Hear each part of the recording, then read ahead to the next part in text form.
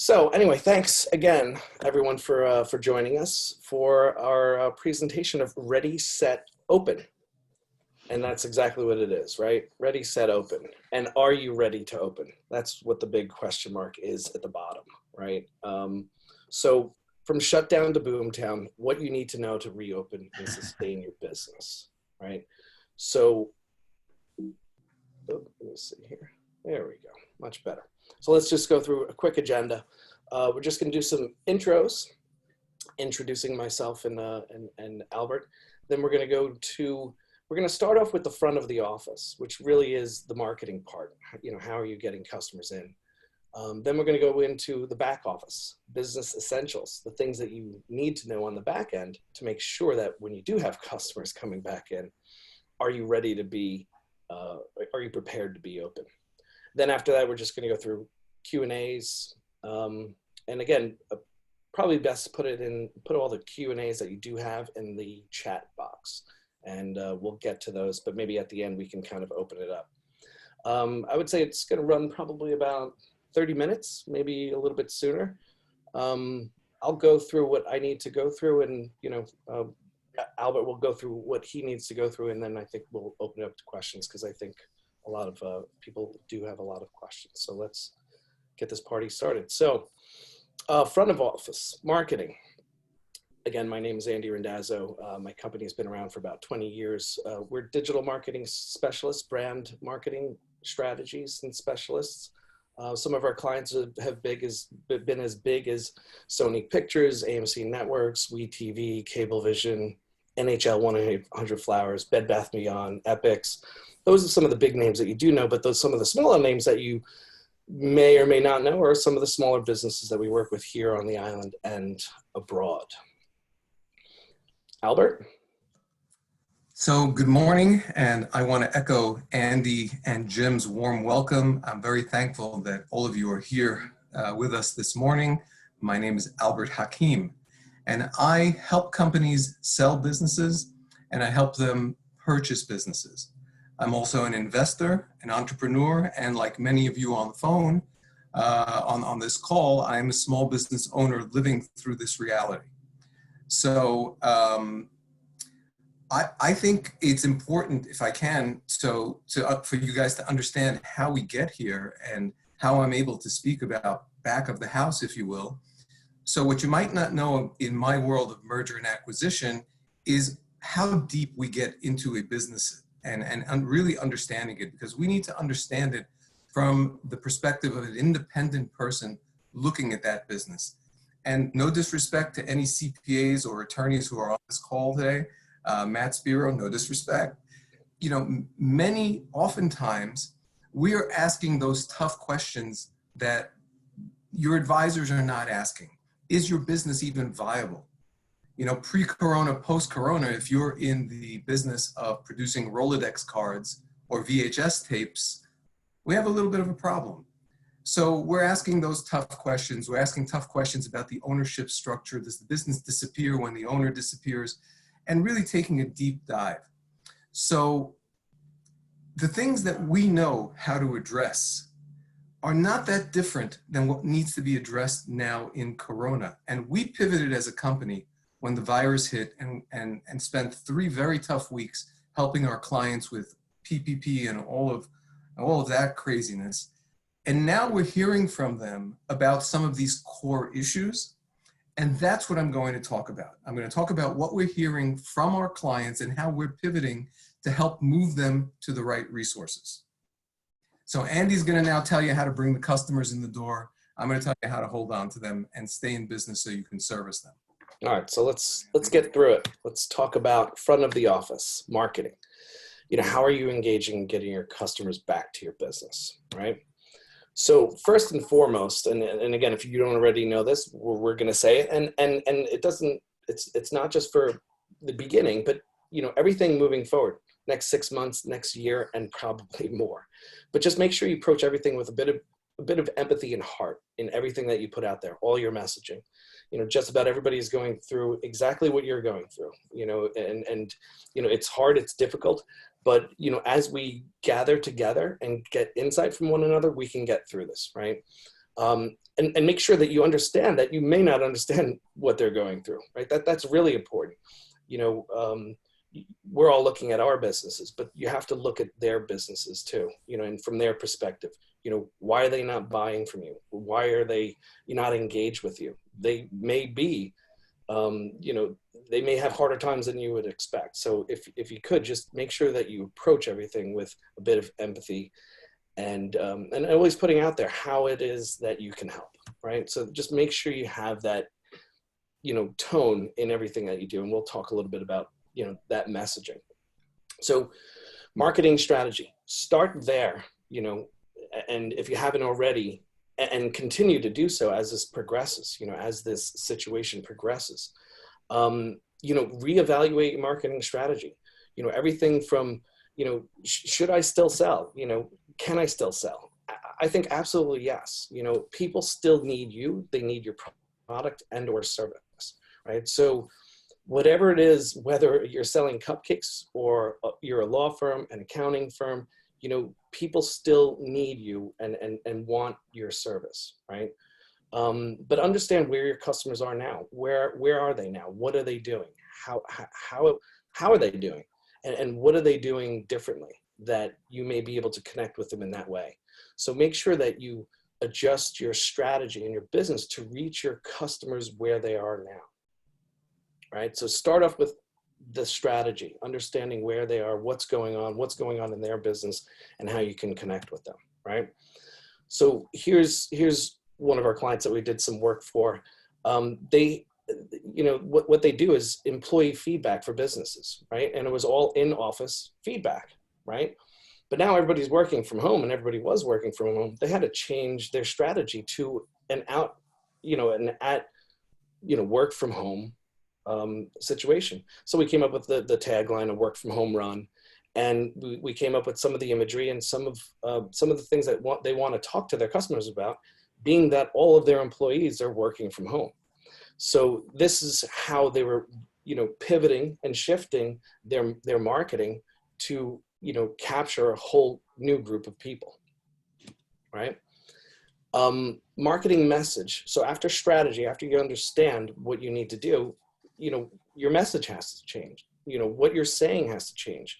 It has to come from heart, like I was saying in the beginning, but also let your customers know, what precautions are you taking to make people feel safe at your business, whether it's a restaurant, whether it's a service business, whether they're buying product, whether they're getting it shipped, whether they're going into your location. Make sure you let them know the things that you're doing to make sure that they're safe, whether you're handing out gloves, as soon as you walk in. Maybe there's a place where they have gloves and masks as you walk into their facility. Maybe it's how clean the facility is when you do get there, all the precautions, all the things and steps that you're taking to make sure that the place is safe when you go in. All those things need to be, you can't just do them. You need to let your customers know that this is what you're doing when you're open, right? Everything has to be up to date. We typically had post things for clients on social media on a monthly basis, and sometimes a bi-monthly basis, where we would have posts, all the way in advance.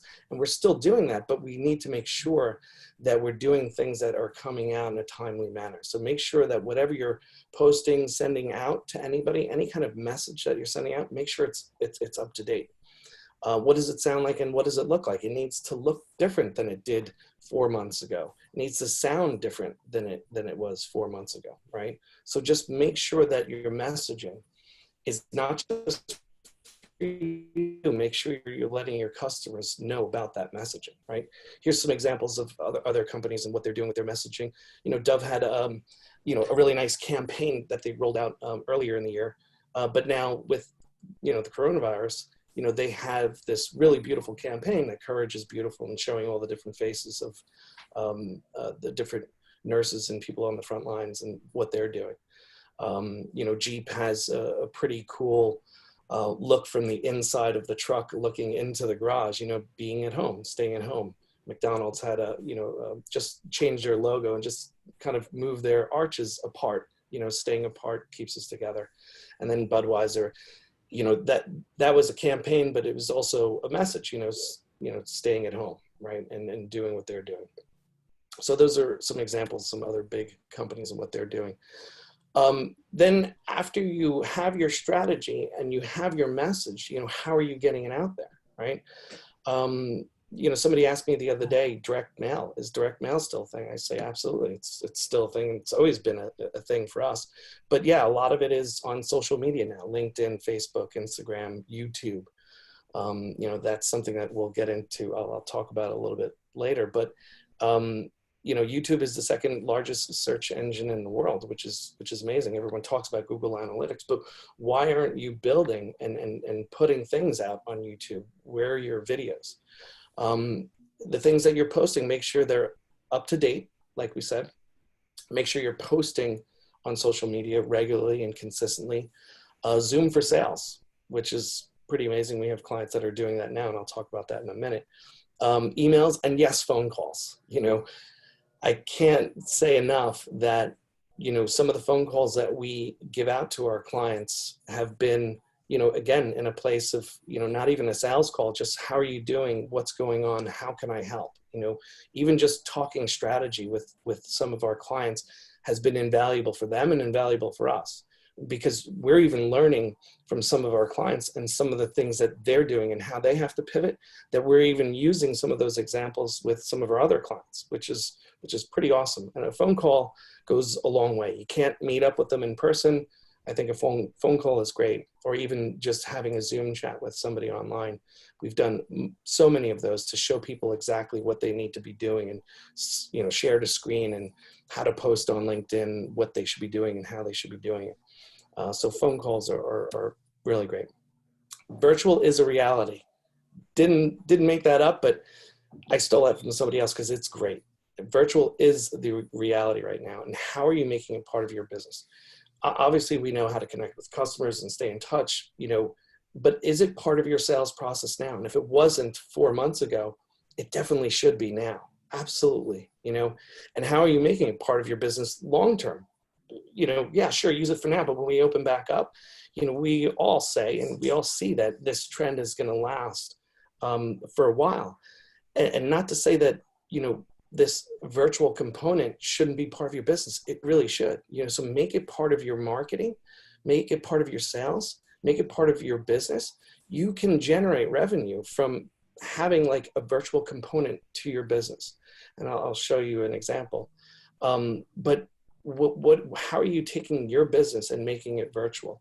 Maybe it could be a business right now, and maybe it could be long-term. Maybe it's not necessarily you can get sales from it, although I know that you can, but maybe it's just engagement.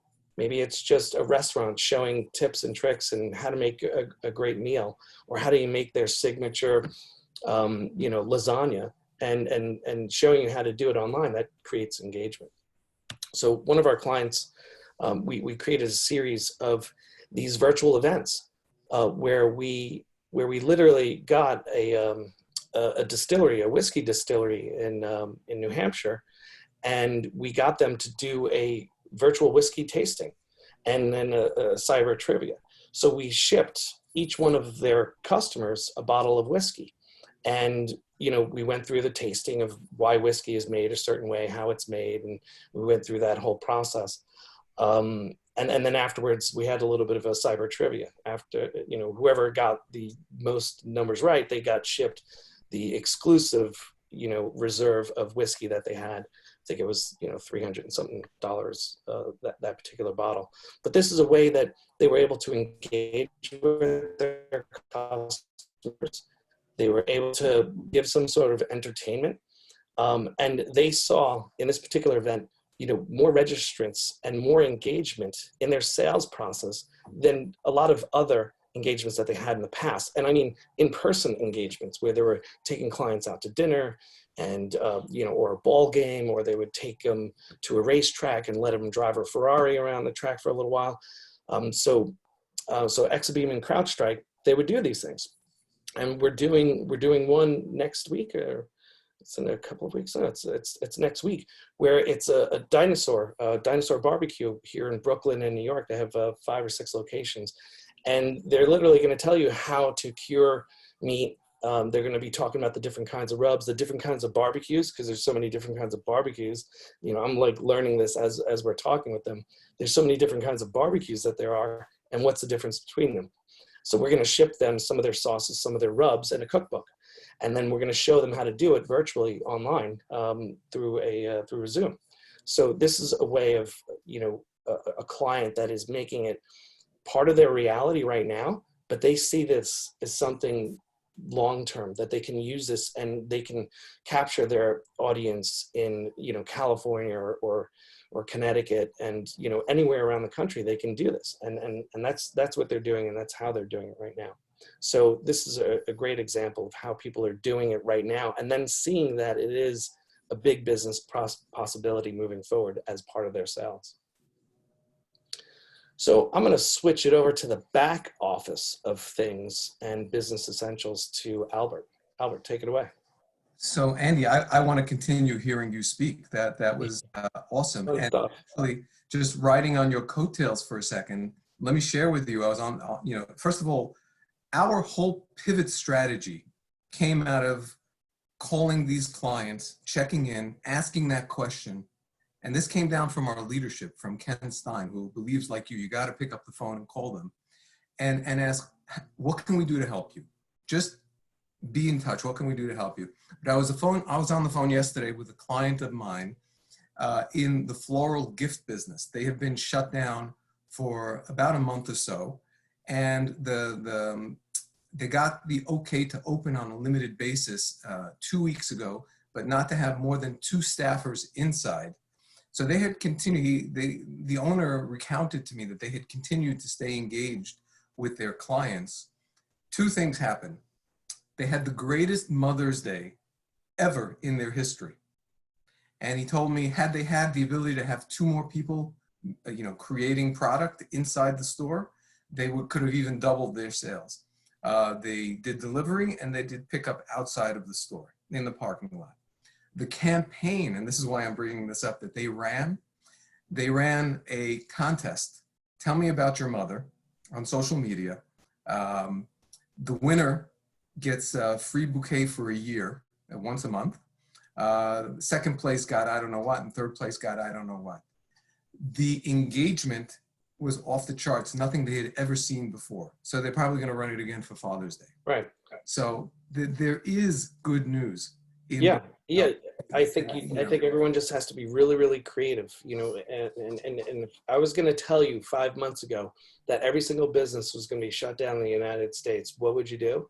You'd be like, yeah, right.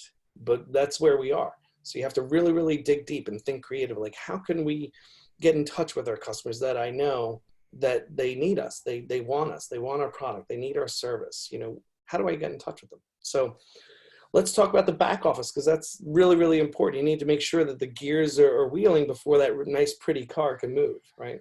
So, of course, and again, this is why we even came together to do this. So, Andy, if you can go to the next slide, please. So the reality is, everyone who's on the call, is that there's a lot of confusion because nobody can predict what's going to happen in the near future and even, you know, beyond that. You know, if we're talking about a merger and acquisition situation, I can't speak to revenues. I can't speak to earnings. Nobody knows, you know, if and when and how that business is going to come in. So that's the reality. But I will tell you what business owners do know. They do know what they owe. I hope they know what they owe. They know what their debts are.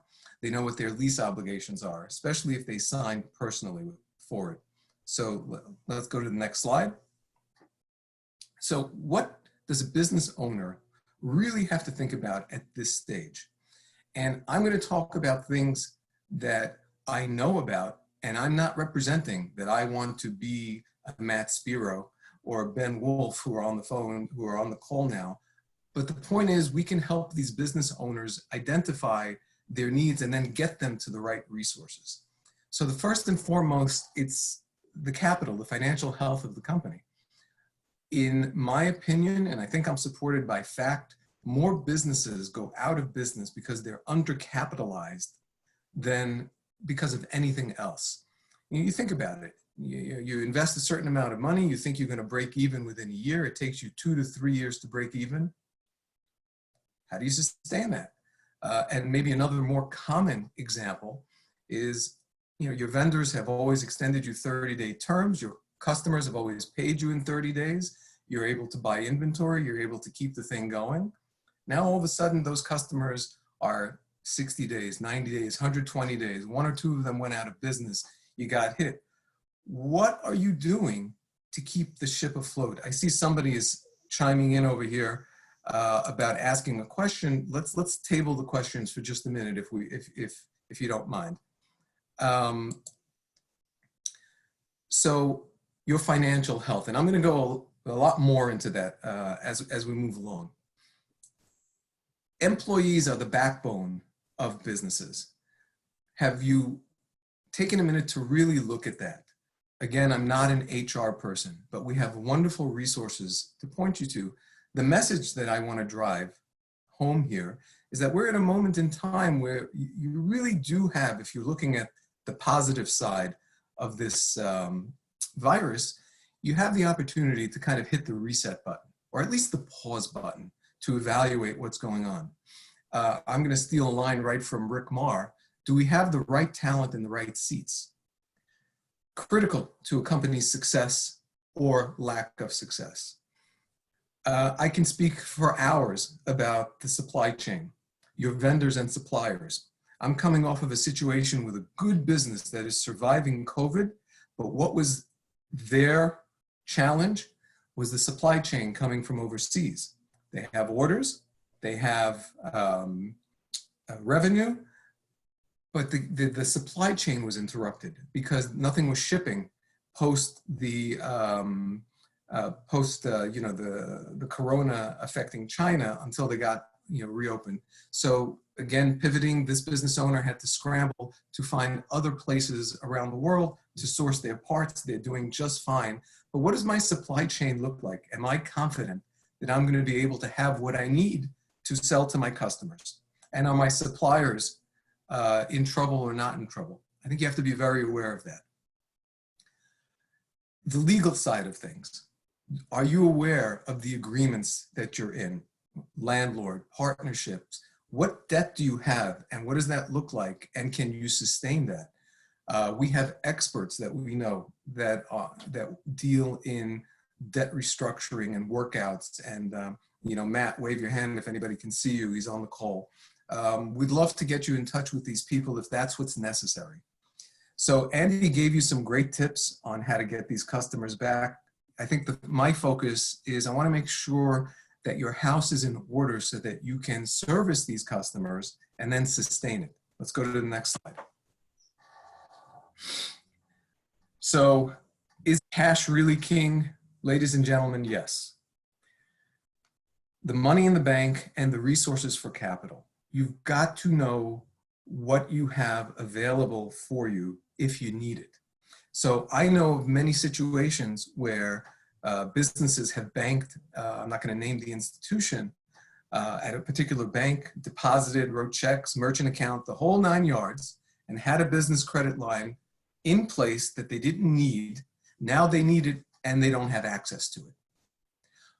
Where's your access to capital coming from? Is it coming from a business credit line or some other mechanism to get capital? Because without it, it's the life's blood of the business. You can't survive. And then I really want business owners to focus on what they owe. Do you really know what you owe? There are a lot of conversations that look like this. Yeah, my landlord is working with me. He's telling me, no, don't worry, don't pay the rent for a month or two. We'll work it out. What does that mean, ladies and gentlemen? Does that mean that in August, when I reopen, I'm going to be handed a bill for 4 or 5 months rent? So you need to understand what the obstacles will be. And I also lump into there, do we have government obligation, taxes, things like that? What do you owe as a business owner? Because if you don't know what you owe, how do you know what you need to go address these challenges?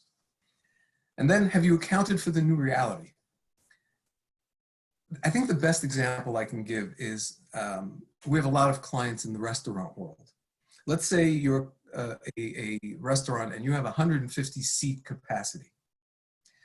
As of today, you really still don't have any guidance about how you're going to reopen. Are you going to now be able to open 75 seats? Will it be 50? Will it be 25? We don't know. So how are you paying rent for a 150 seat restaurant? And if you are, and if you're able to do that for a period of time, how do you sustain that? So these conversations need to happen. I don't know how many people believe it's going to be like turning on a light switch, but I'm not going to speculate. I think you have to be prepared for both scenarios, right? What is it, the V and the U? Here's one that I'm experiencing personally.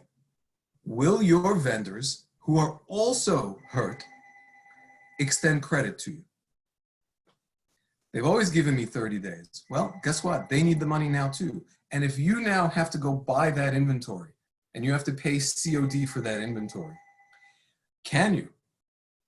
And if you must, where's the capital to buy that inventory going to come from? So don't think that your vendors are okay just because they've always supplied you.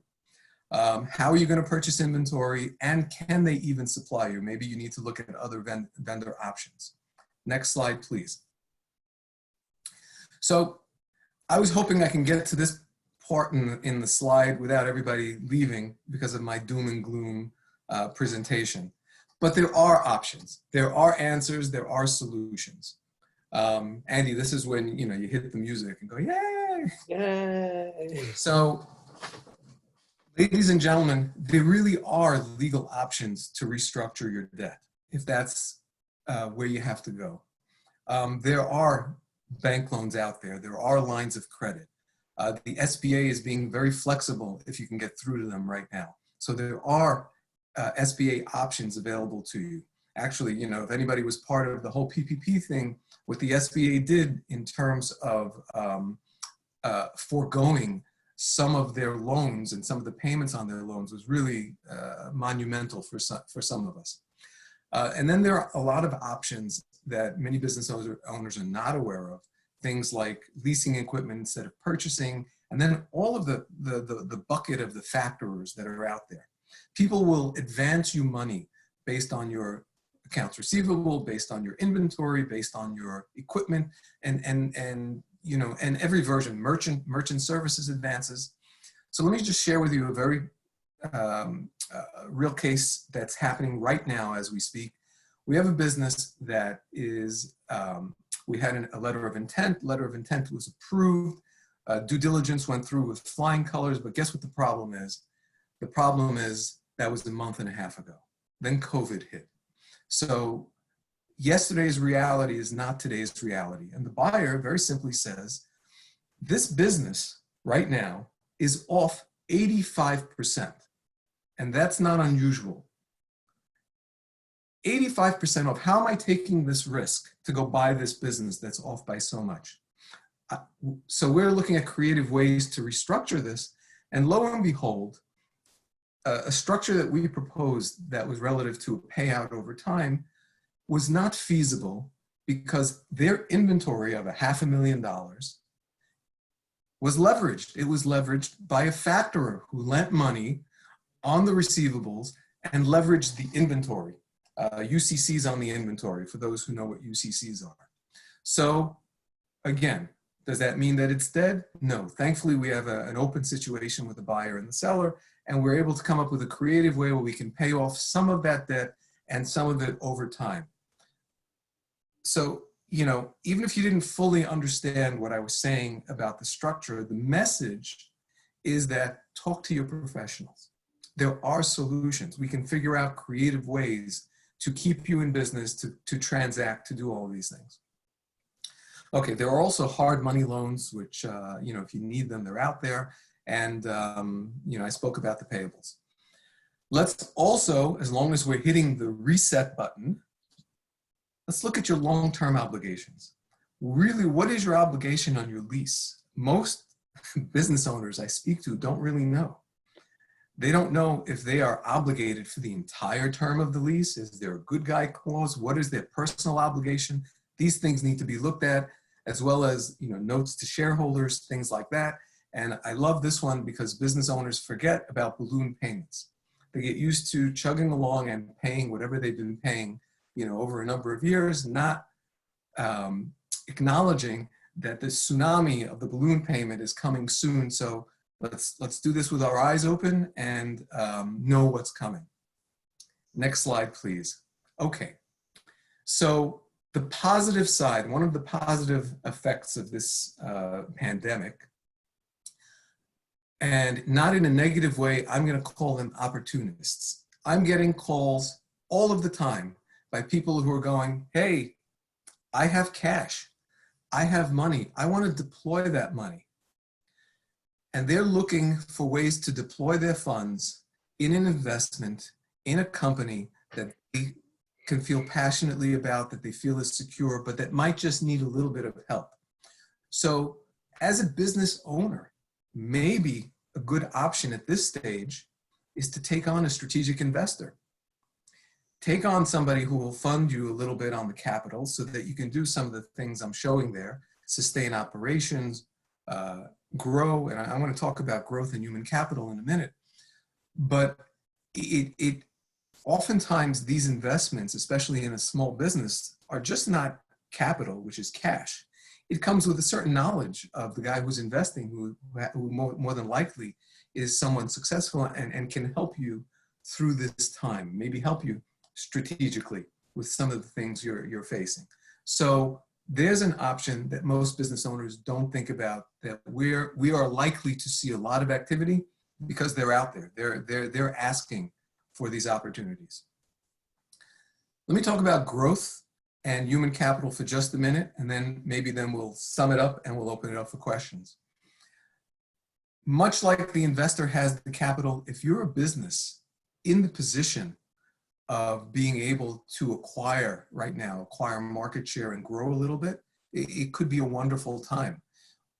You could be speaking to us about other businesses who are not in your fortunate position, that the perfect solution might be for you to absorb them. And that way you can grow both, horizontally, as well as increase your market share. So you want to look at that, and the use of an investor to inject that capital is actually very exciting to an investor. So that might be something to discuss. And I want to get back to the right seats, the right people in the right seats on this one. I know so many business owners who have always been reluctant to make that really good hire. Why? They don't have the money. It's just too costly. To get that business grad out of business school, it might cost me $100,000, $125,000. If you had a capital infusion from an investor, could that really be the answer to turning your company around? Going and investing in people, making those strong hires that will get your company in a new direction and on a new footing. So I think, Andy, go to the next slide.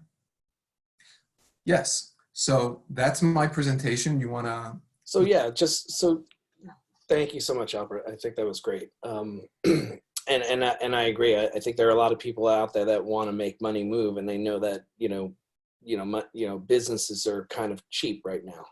Being able to invest in a business, I think that's really out there. So just to sum up and recap, front of office and marketing, make sure you update your strategy, change and update your messaging and creative. Use the right vehicles and the platforms that we talked about: social media, emailing, direct mail. A lot of those things, and really think about making virtual a reality in your business. Take your business and just look at it. Just say, if nobody was ever allowed to come into my business ever again, what would I do? What would I do to sell that product and or service? Make that a reality. Make that happen, because I tell you what, I think this is going to be a change that's going to last for a very long time, if not indefinitely. And there are people that are embracing it. So I think you really need to embrace it, or you're going to get left behind. And then the back of the office. So in summary, take the opportunity to hit the reset button, really look at your business objectively and make the changes that this pandemic has presented us the opportunity to make those changes at this time. Zero in on proper capitalization. It's going to be what allows you to continue to stay in business. Go ahead, look at those long-term obligations, see if you get those, if you can possibly restructure those. Pivot to the new norm, be nimble, nimble in your marketing, nimble in your approach, adjust to what's going to come that we don't even know about, be prepared for that, and be open to strategic investments. Right. So everybody that's on the call, Albert and I were talking about this. We're more than happy to offer an hour free consultation if anyone wants to take us up on it. Give us a call.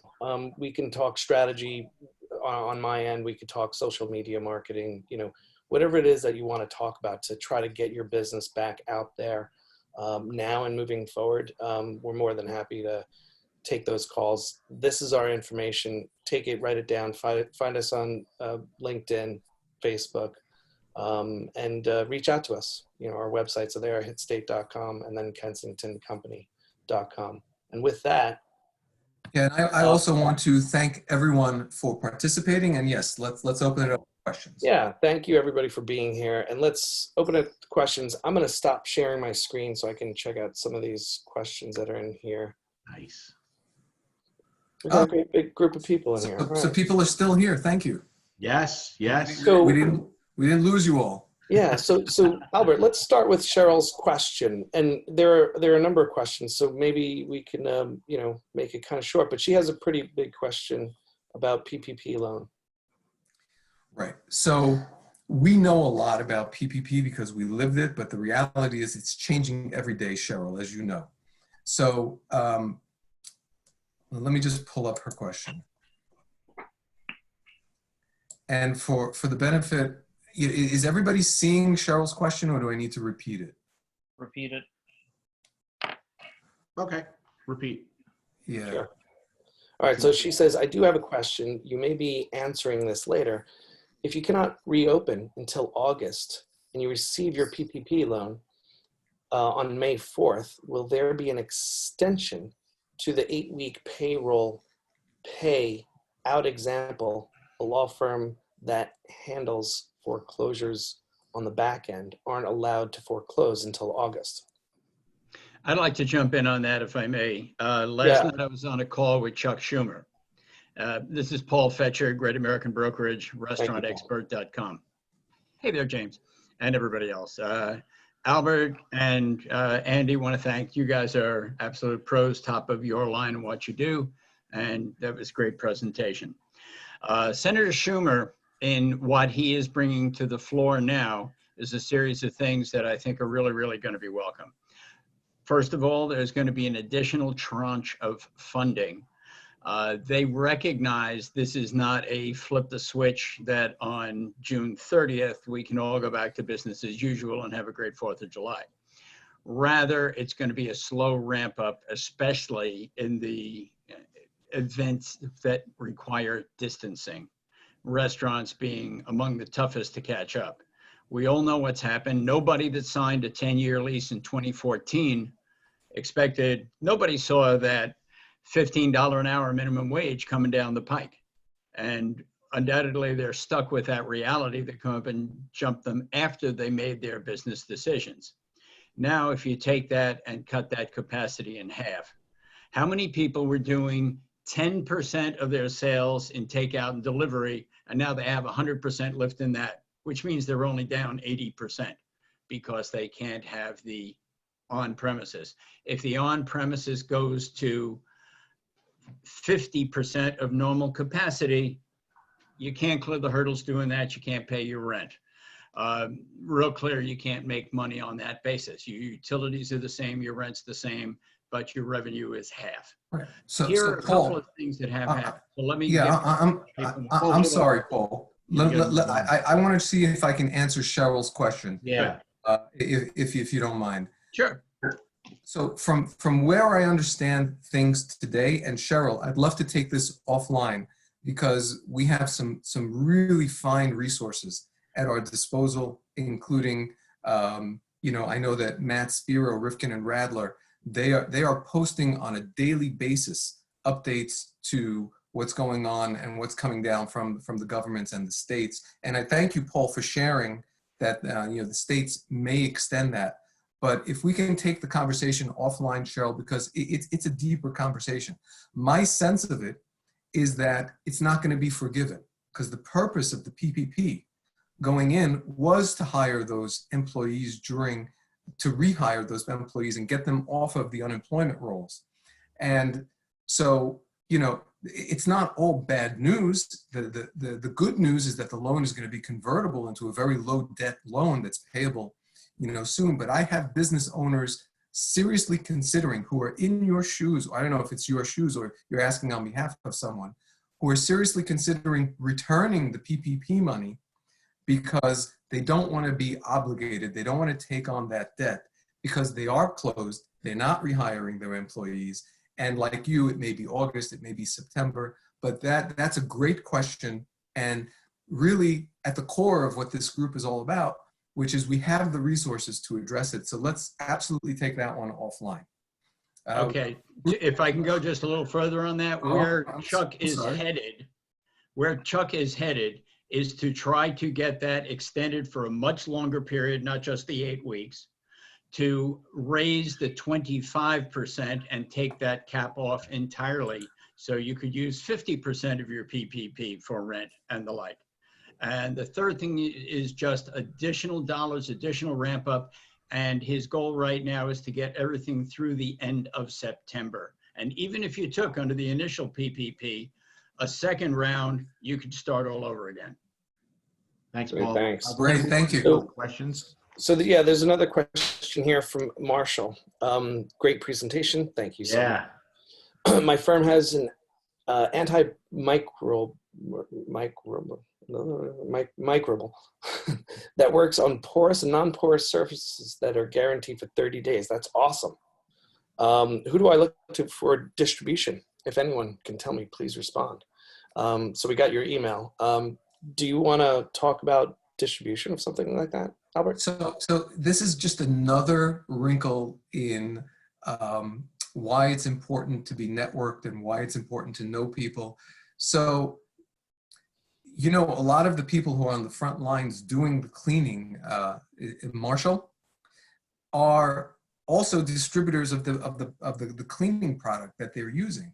So as a guy who likes to put people together, I might look to some of those. I might look to the janitorial supply companies who are always looking for new things to distribute, especially a product that would be, or I perceive it to be, as popular as what you're representing, because the need is now and probably over the next year. So another great conversation to take offline, and maybe we can direct you to the right resources.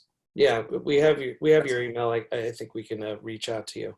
Hey, Linda was asking. Jay Shaw, you have a question? Yes. Hey guys, thank you so much for doing this. I really appreciate it. We're all on the same boat right now. I do have a question. It's more looking for opinion or advice here. So I own and run a daycare center, and obviously we're closed, not knowing when we're going to be allowed to reopen.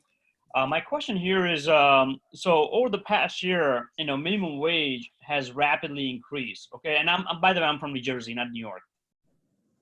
We won't hold it against you. New Jersey. I'm from New Jersey, guys. So minimum wage has rapidly increased over the last year in the area where we are. So we were, we had anticipated that we're going to increase our tuition starting in September.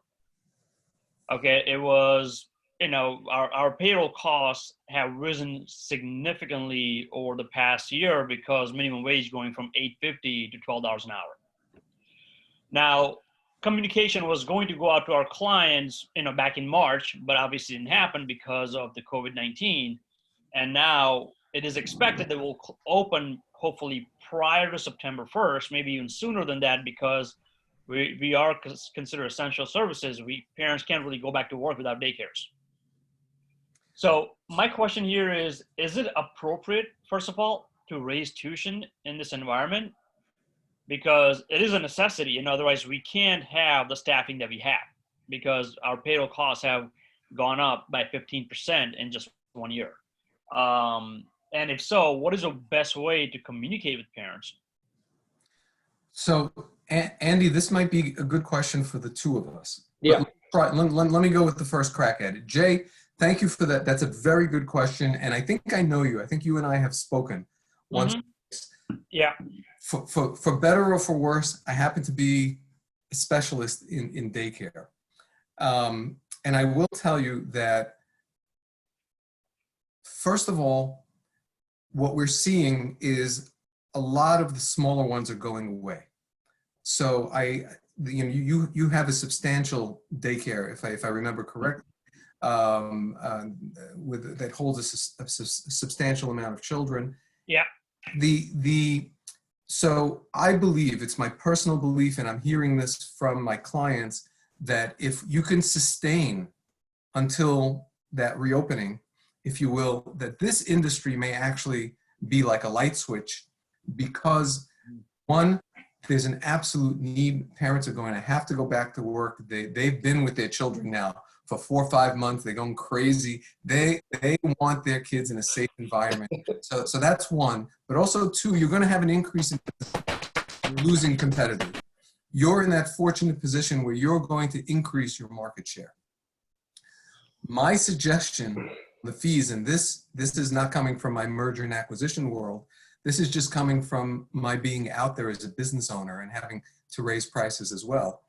I think if you communicate with parents in terms of your, a little bit of your problem, but really what your direction is going to be. So if you raise prices as soon as my kid comes in, I might be upset. I might say, really? But if you tell me, listen, we're struggling like everyone else. This is what the future is going to look like. I'm going to let you come in for the first month at the old rate, just to get get used to the water again. But this is where it's going to go. Don't surprise them. Give them the heads up. Let them know why it's coming. Nobody is going to dispute you. That everyone knows that minimum wage is going up and salaries are increasing. So that would be my suggestion on it. Andy? Yeah, I mean, in terms of messaging and how you say it, Albert's right, and we said it earlier. Just be upfront and honest with people that are your customers, and I think again, everybody is going to understand, what's going on, what you have to do, because the way I look at it, if you're going to go into a restaurant with, whatever the guidelines are and may be, with let's say 0.5% capacity, again, how are you able to sustain that? Your prices are going to have to go up, right? Mm-hmm.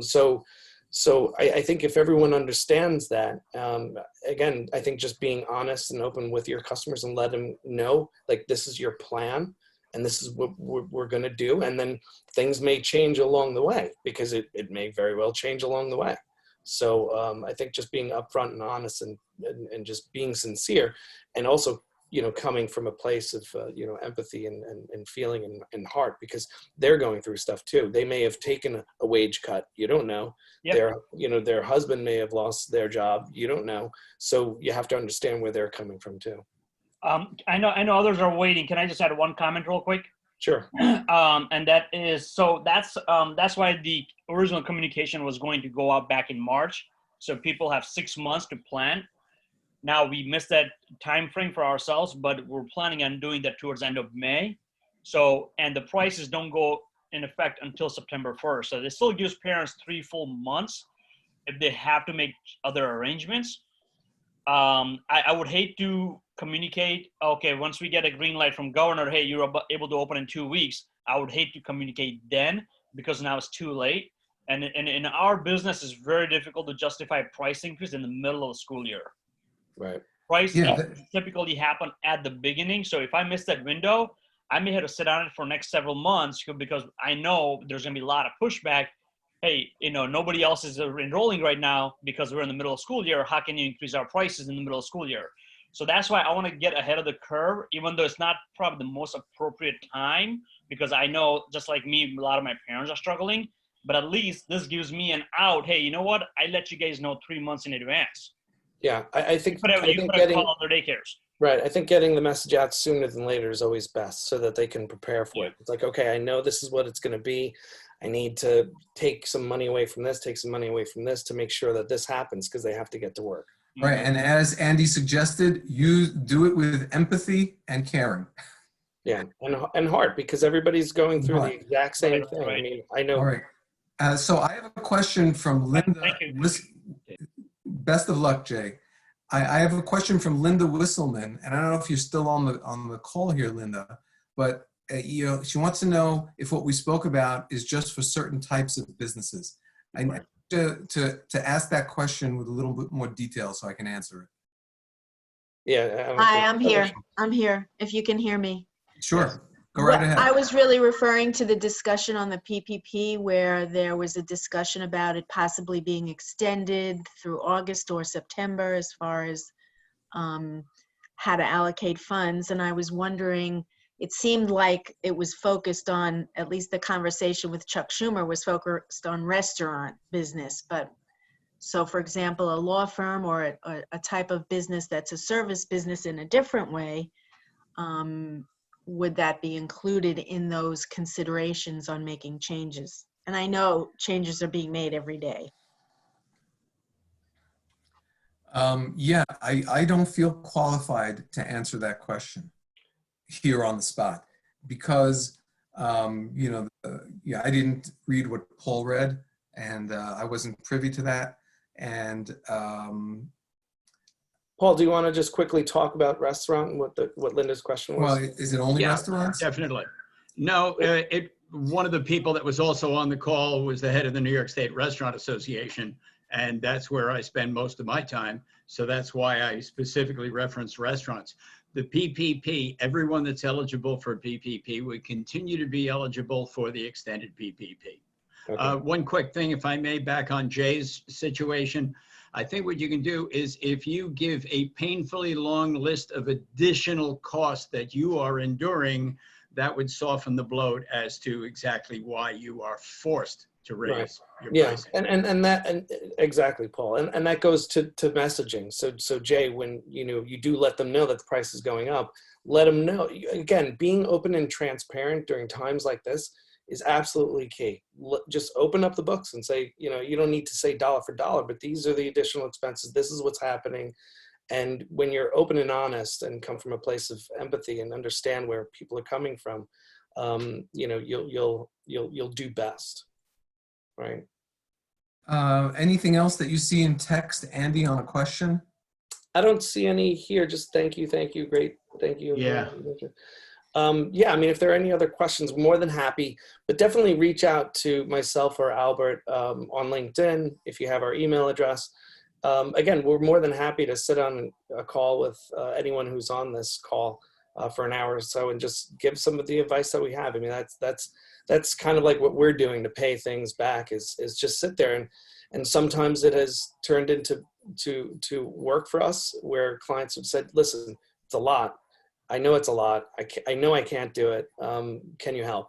But a lot of times it's like, hey, look, this is what you need to do. And I've literally showed people how to do things step by step, creating an email list, how to set up their email. And I've walked people through that. So we're more than happy to help people in any way we can.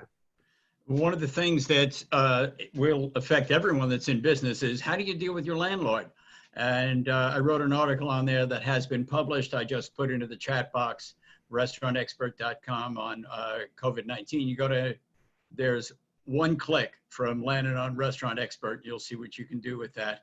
And I hope that helps some people in terms of dealing with their landlords. Great. Thank you. Thank you. Very helpful. Great. Any other questions, guys, that we can address now? Okay. Reach out to us. Oh, one more. I have another client. This is from Cheryl Rubenbauer. Cheryl?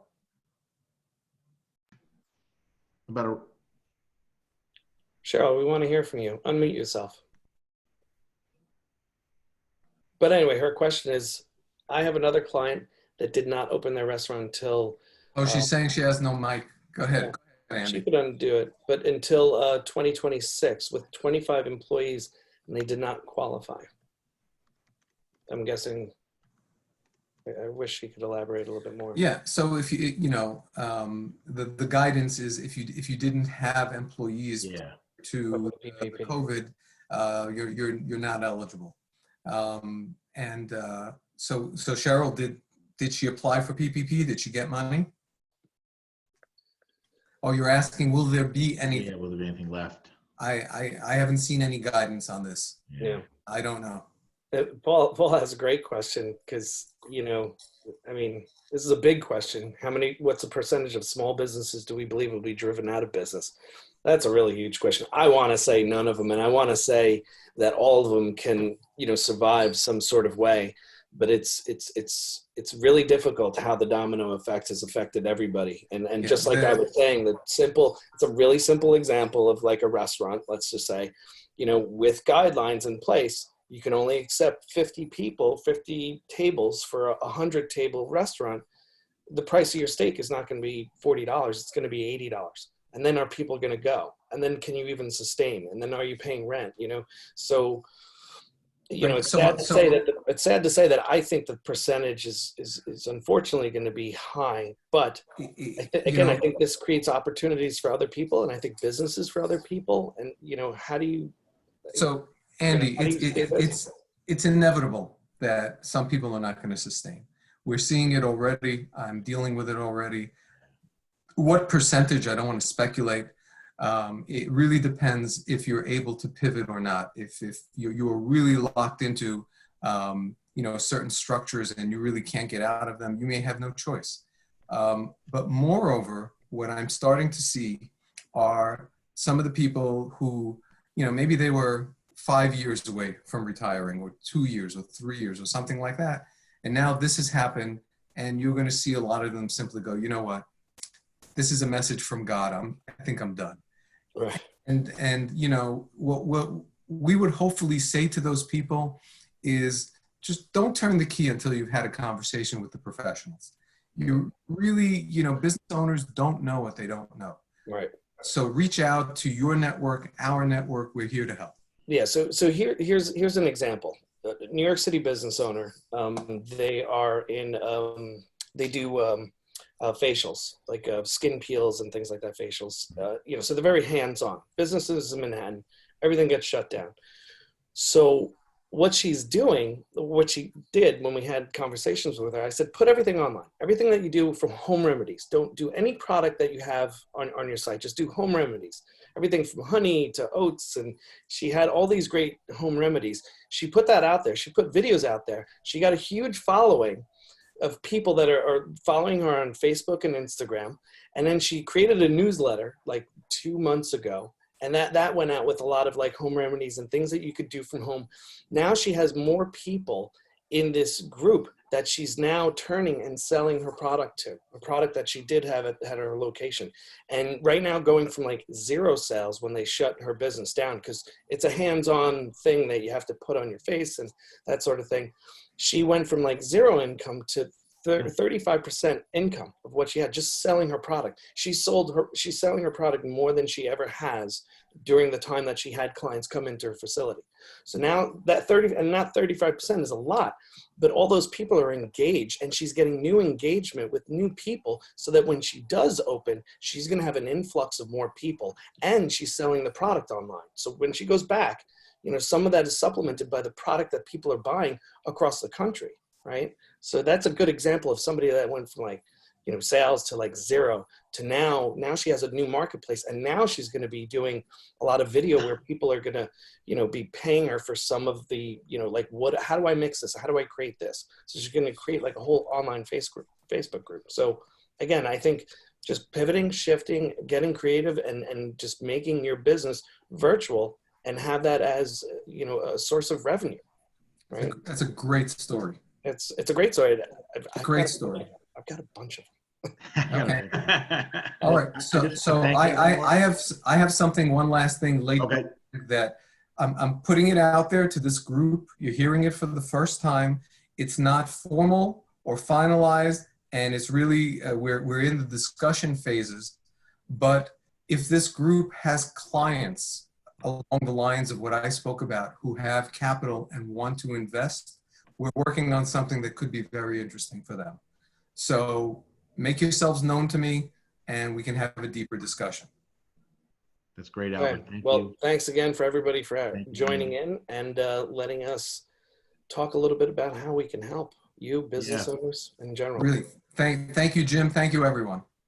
And please be on the lookout for more meetings like this. This was an outstanding turnout, and I think the format's working out really great, and you're all invited to the next one also. But thank you to Andy and Albert for doing a great job. You guys were awesome. Really. Thank you. It was outstanding. Thanks, everyone. Thank Have you. a great, wonderful, productive day. Get out Take there care. and kill it. Thank you. See you guys.